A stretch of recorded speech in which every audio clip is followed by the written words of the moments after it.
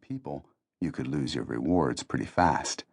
That was Manny's story, as I was given to understand it, a tragic fall from a certain government's grace. Manny had arrived in Manila from Johannesburg that evening. A black Mercedes from the small Peninsula fleet had picked him up at Ninoy Aquino Airport and whisked him straight to the hotel.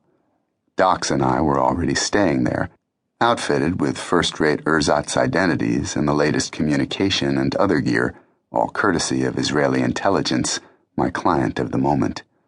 Docs, a former Marine sniper and one-time comrade in arms of mine, had recently walked away from a $5 million payday to save my life in Hong Kong. Bringing him in on this job was in part my way of trying to repay him. Docs was waiting in the lobby when Manny arrived.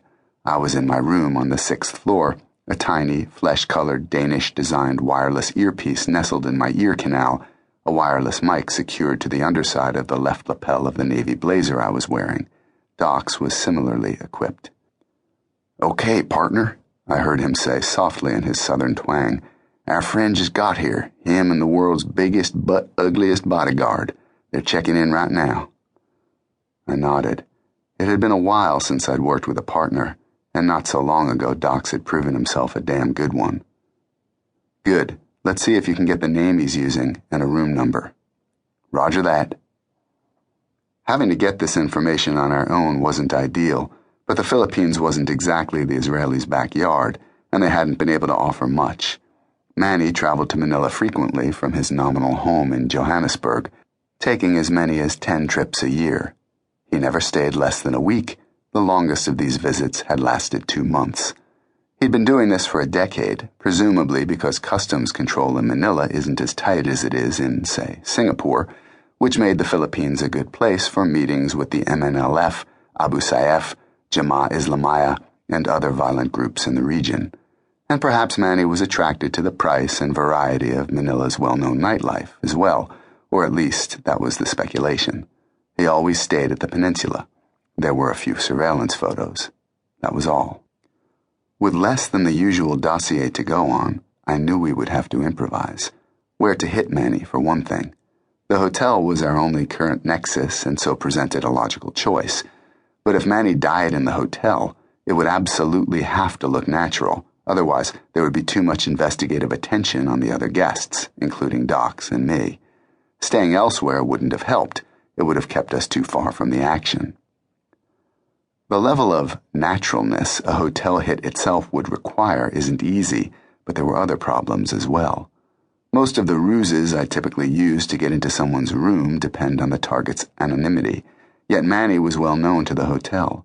And even if I did get into the room while Manny was out, and then waited for him to return, what if the bodyguard swept the room immediately before his arrival? What if Manny came back with a bar girl?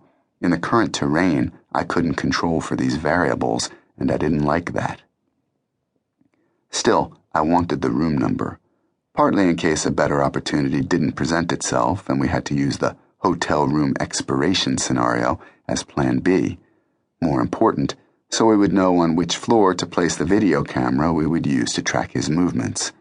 We could have tried placing a camera in the lobby, which would have been easier because it would have saved us the trouble of finding out what floor he was on.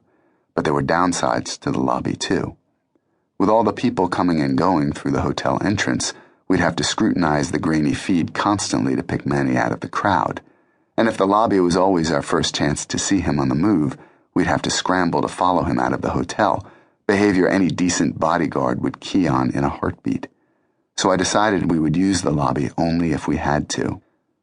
Of course, even low-end hotels don't give out their guests' room numbers, though, and the regal Peninsula Manila, with its expansive marble-lined lobby and white uniformed bellhops, was anything but low-end.